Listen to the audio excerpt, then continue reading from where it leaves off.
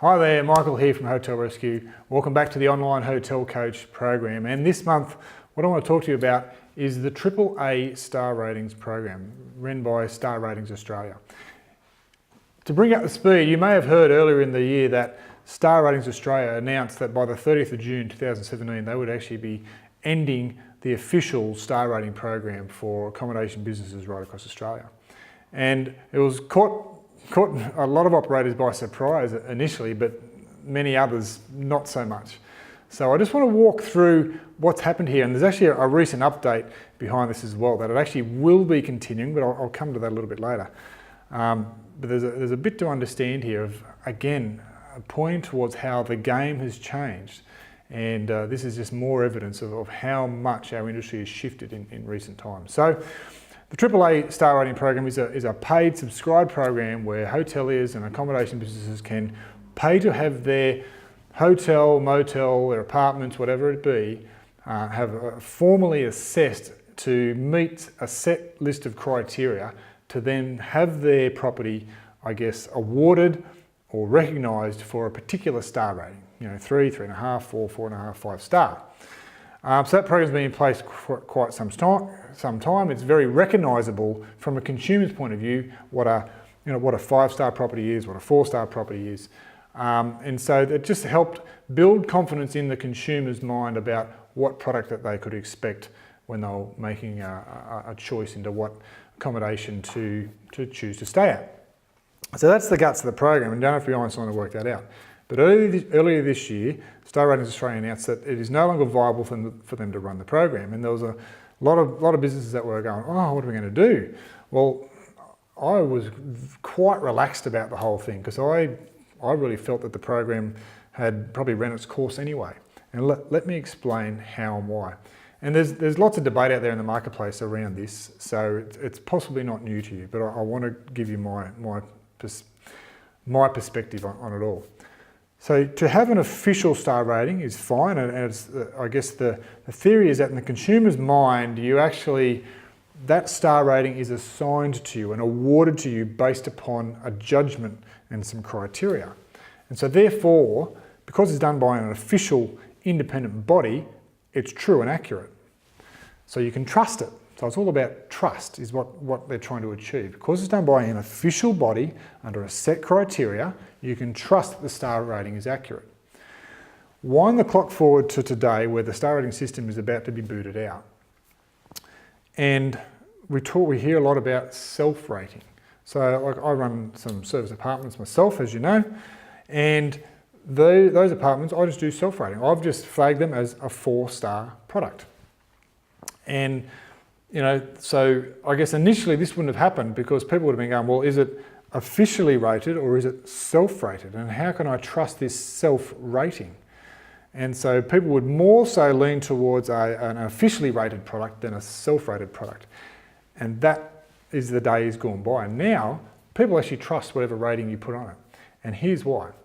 The difference is that in the modern marketplace, in a time when digital technology is running rife, online guest reviews is the key thing. It's the key, I guess, measuring stick that keeps the industry aligned. So as you know, people can review your property on TripAdvisor, on Booking.com, Expedia, on Google, on all sorts of platforms. And we know that people actually look at these reviews and trust those reviews to actually make a decision about a particular property. So they're trusting people's opinions more than they are trusting the official star rating these days.